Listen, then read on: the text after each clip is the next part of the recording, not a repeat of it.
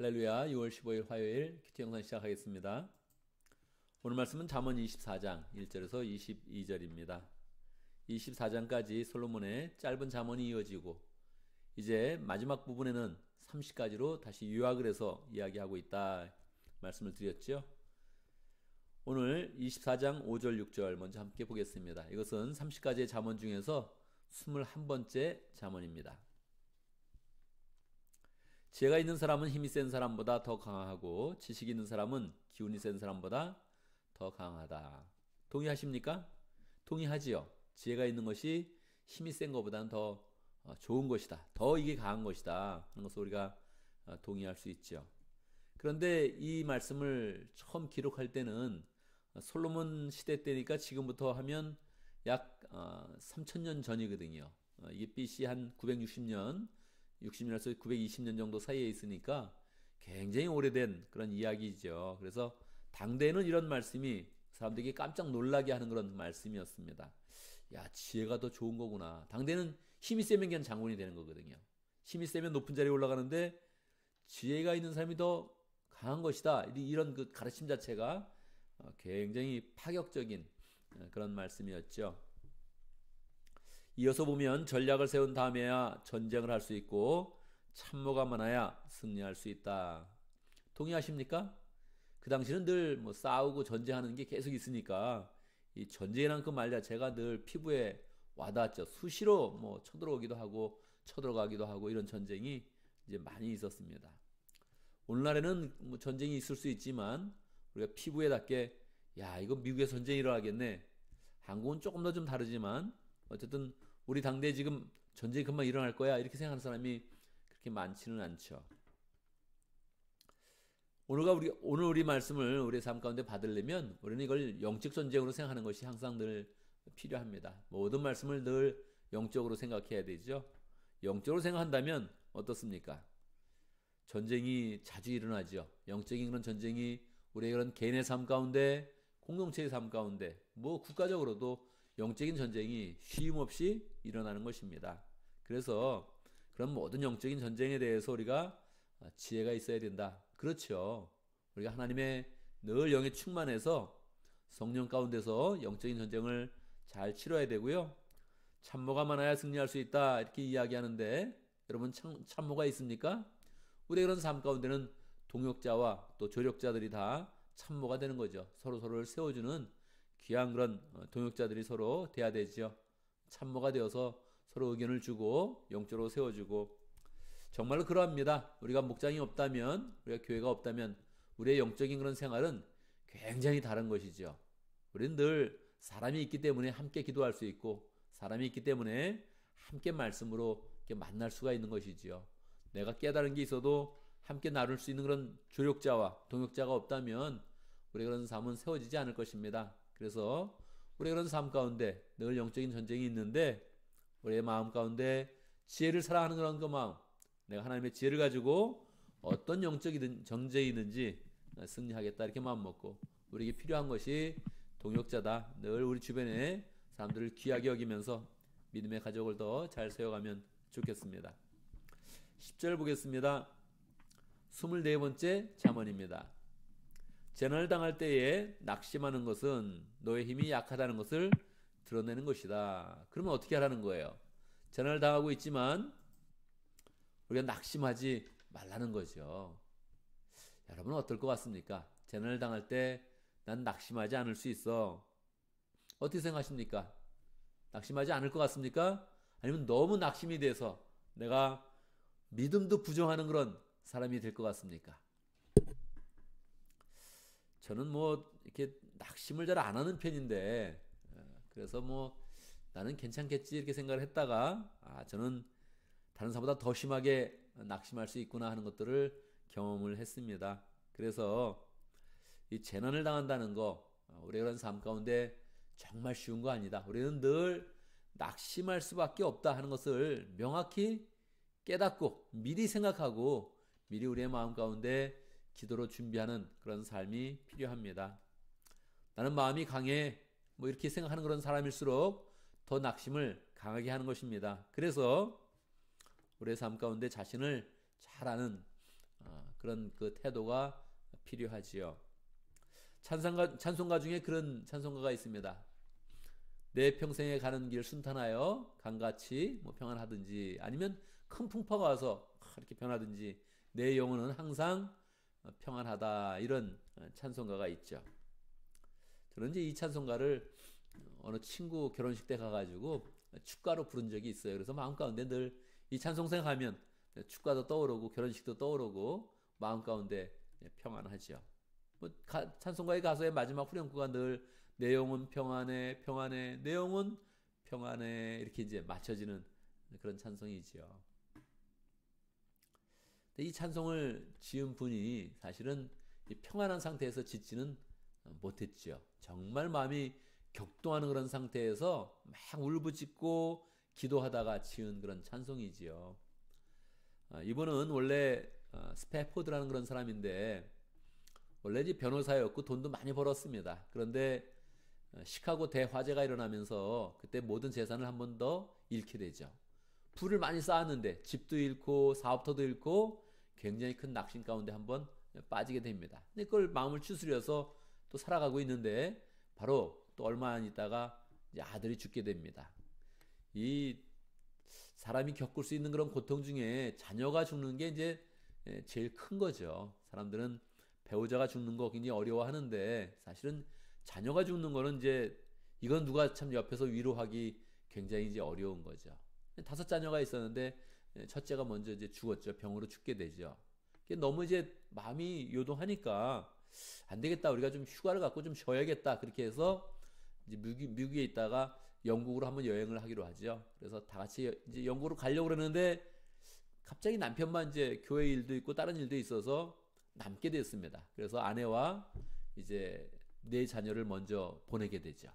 근데 아내와 4자녀가 가면서 이 배가 영국에 가까이 가면서 큰 그런 배하고 정면 충돌을 해서 이 배가 파손이 됩니다. 그래서 결국 침몰을 하게 돼요. 거기서 자녀들이 다 죽게 되죠. 4자녀가 다시 다 죽게 되고 부인만 살아남습니다. 부인이 전보를 치는 거예요. 나만 살아남았다. 그렇게 전보를 치고 나서 그 전보를 이제 받고서 이 남편이 너무너무 힘들었겠죠. 이제 거기 영국을 아내를 만나러 이제 가는 겁니다. 가는데 선장이 알려주는 거예요. 당신의 자녀들이 죽은 곳이 이곳이다. 그렇게 이제 알려주죠. 어떻겠어요, 마음이? 뭐 그냥 너무너무 격동이 돼가지고 이제 그 위로 올라가서 거기서 이제 계속 기도를 하는 겁니다. 이 기도가 잘 안 되는 거예요. 어떻게 되겠습니까? 뭐 따지듯이 하겠죠. 따지듯이 하고, 하나님, 이럴 수가 있습니까? 뭐 이런 마음으로 이제 하겠죠.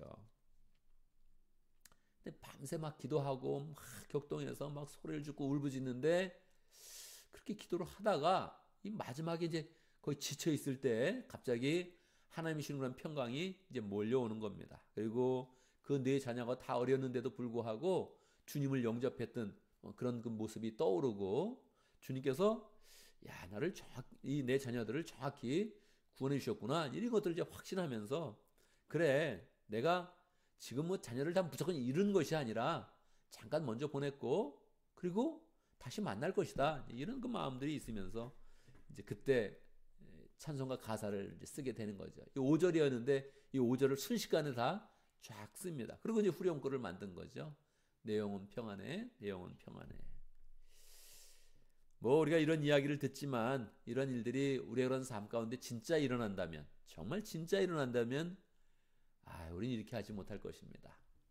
우리는 뭐 이거보다 더 작은 일들로 쉽게 낙심합니다. 그래서 이걸 마음속에 가지고 있어야 돼요. 이렇게 공식처럼 가지고 있어야 돼. 낙심하지 말아야 된다. 하나님이 소망이다. 언제나 하나님이 소망이다. 내가 죽는 일, 아픈 일, 심지어는 가족이 죽는 일. 여러분, 가족이 죽는 일은 항상 오잖아요. 그렇지 않습니까?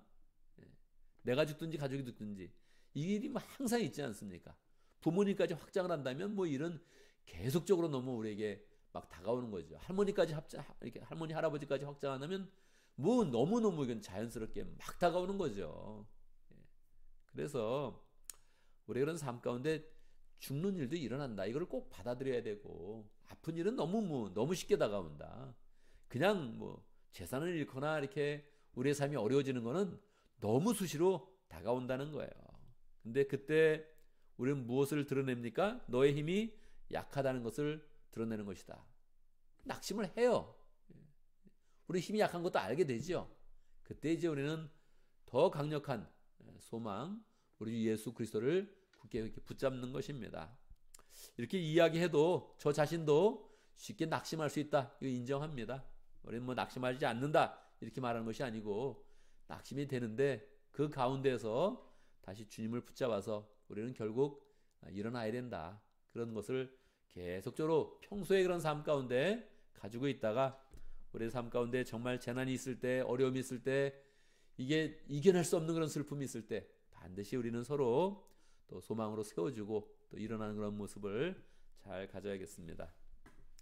13절 보겠습니다. 내 아이들아 꿀을 먹어라. 그것은 좋은 것이다. 당시에는 뭐 이렇게 뭐 과자나 뭐 초콜릿이나 이런 게 없었죠. 그러니까 꿀이 이제 가장 뭐 달콤한 것의 대명사죠. 송이꿀을 먹어라. 그것은 너 입에 달콤할 것이다. 그리고 나서 이제 계속 이어지는 것입니다. 지혜도 너희 영혼에게 그와 같다는 것을 알아라. 여러분이 가장 달콤하다고 생각하는 건 무엇입니까? 아이스크림입니까? 초콜릿입니까? 달콤하죠. 먹을 때 참 좋죠. 맛있네. 알죠? 그런데 더 중요한 것은 무엇입니까? 지혜가 우리의 영혼에게 그렇다는 거예요. 지혜가 달콤하다는 거예요. 하나님의 말씀이 달콤하고 하나님이 우리의 영혼에 송이꿀 같습니다. 초콜릿 같습니다. 초콜릿보다 더 달콤합니다. 이거를 우리가 이제 삶 가운데 느껴야 되죠. 그것을 얻으면 너희 장래가 밝아지고 너희 소망이 끊어지지 않는다. 그래서 우리는 영적인 존재죠. 가장 좋은 것이 무엇이냐? 하나님의 말씀을 받을 때 가장 좋습니다. 가장 우리의 영혼이 기쁜 때가 언제냐? 주님을 만날 때입니다. 주님의 은혜를 느낄 때입니다. 주님의 사랑을 깨달을 때입니다. 이거를 자꾸 고백을 해야 되죠. 뭐 진짜 그런가? 그럴 수도 있고요. 그래, 정말 그래, 이럴 수도 있겠죠. 그런데 우리가 늘 이것을 정확히 자꾸 깨닫고 고백하고 확신하는 것이 굉장히 중요한 것입니다. 그래, 내가 좋아하는 거 있어, 맛있어 하는 거 있어, 내가 재밌어 하는 거 있어. 그런데 가장 맛있고 가장 재미있는 것은 항상 하나님의 지혜다. 예수님의 은혜가 나에게 가장 소중하다. 이것을 자꾸 고백해야 되는 것입니다. 왜냐하면 이것이 우리의 장래를 밝게 만들고 우리의 소망을 끊어지지 않게 만들고. 그래서 사람은 뭐 한때 열정을 가질 때가 있고요, 뭐 재밌어 할 때가 있고 많이 웃을 때가 있습니다. 그런데 이 인생이 재밌지 않습니까? 인생의 그래프는 항상 올라갔다가 내려오는 거예요. 아기 때 있었다가 성년이 됐다가 나이가 들면 거의 그 모습이 아기처럼 변하지 않습니까? 생각과 모습과 열정이 다 이게 작아지는 거예요, 마지막에는. 근데 지혜를 갖는다면, 우리가 하나님을 갖는다면, 예수 그리스도의 은혜를 충만히 받는다면 그렇게 꺾어지는 포물선이 아니라는 거예요. 내려오는 것이 아니라 다시 거기에서 육체가 약해질 때 더 강력하게 하나님의 은혜를 붙잡고 하나님의 사랑을 깨닫고 더 강력하게 주님을 향한 그런 열정을 가질 수 있는 그런 인생이 된다는 거예요. 그래서 지혜가 그냥 표현을 하자면 송이꿀보다, 표현을 하자면 초콜릿보다, 내가 맛있게 먹는 과자보다, 내가 좋아하는 아이스크림보다 훨씬 더 달콤하다. 이것을 정말 우리가 그런 삶 속에 잘 받아들이고 또 실제로 경험하고 고백하는 복된 삶을 살면 좋겠습니다. 오늘도 말씀 가운데 기도 제목을 붙잡습니다. 우리가 지혜를 사랑하고 송이꿀처럼, 이게 하나님의 지혜가 너무너무 달콤하다. 하나님이 나는 가장 좋습니다. 하나님이 나의 그런 소망이고 나의 삶의 기쁨입니다. 이걸 고백하는 그런 사람 될 수 있도록 기도하면 좋겠습니다. 오늘도 목장을 위해서 기도하는데 압록강 목장을 위해서 기도하겠습니다. 김태현 목자님, 김은혜 목녀님 위해서 기도하고 또 정선달 선교사님 위해서 함께 기도하겠습니다. 압록강 목장에 VIP를 계속 또 만나고 돼 있는데 목원이 잘 생기는 게 필요합니다. 목원이 잘 생기고 정말로 정기적으로 목원들과 함께 목장 모임을 잘 가질 수 있도록 축복하면서 기도하겠습니다. 교회를 위해서 기도하는데 우리가 모이기를 힘쓰는 그런 삶을 자꾸 더 이제 마음을 준비를 해야겠습니다.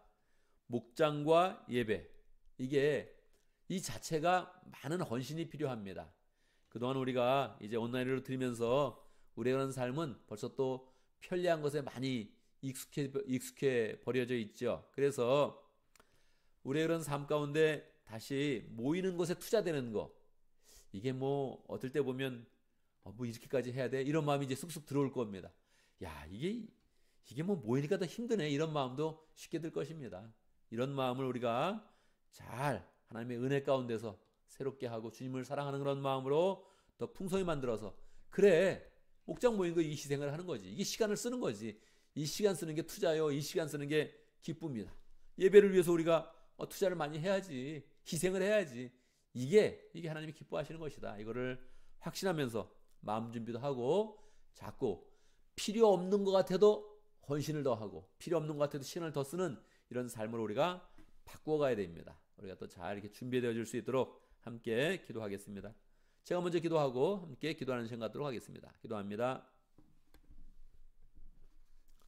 하나님 아버지, 하나님께서 우리의 소망이 되어주시고 기쁨이 되어주시고 능력이 되어주시니 감사합니다. 지혜가 송이꿀보다 덜 달콤한 것인데, 하나님, 우리가 예수님의 은혜를 느낄 때마다, 사랑을 느낄 때마다, 지혜를 깨달을 때마다 또 송이꿀보다 더 귀하게 여기며 우리의 그런 삶 속에 더 구체적으로 하나님의 능력과 은혜와 사랑을 체험할 수 있도록 인도하여 주시옵소서. 우리가 목장을 허락하신 거 감사합니다. 하나님 아버지, 목장을 위해서 기도할 때마다 우리의 그런 그 마음에 뜨거운 열정이 생기게 하시고, 또 목장을 통해서 하나님의 사랑과 능력을 풍성히 경험할 수 있도록 인도하여 주옵소서. 암동강 목장의 김태영 목자님, 김은혜 목녀님 축복하여 주시고, 주님을 사랑하는 마음으로 VIP를 만날 때마다 능력 있게 하시고 잘 연결되게 하시고 믿음의 가족을 잘 세워갈 수 있도록 축복하여 주옵소서. 정성달 선교사님, 열정으로 하나님 목숨 걸고 주 앞에 헌신하겠다 결단한 분인데, 하나님 주님께서 그 인생을 붙잡아 주시고 그 인생을 통하여서 많은 열매를 주시고 우리 민족을 구원하는 그 열정을 주님께서 받아주시며 삶 속에 풍성히 열매 맺도록 인도하여 주옵소서. 필요한 모든 것들을 공급하여 주시고 많은 동역자가 생길 수 있도록 축복하여 주옵소서. 하나님 아버지, 교회를 위해서 기도합니다. 우리의 그런 삶이 새롭게 변화되는 그런 시점에 있습니다.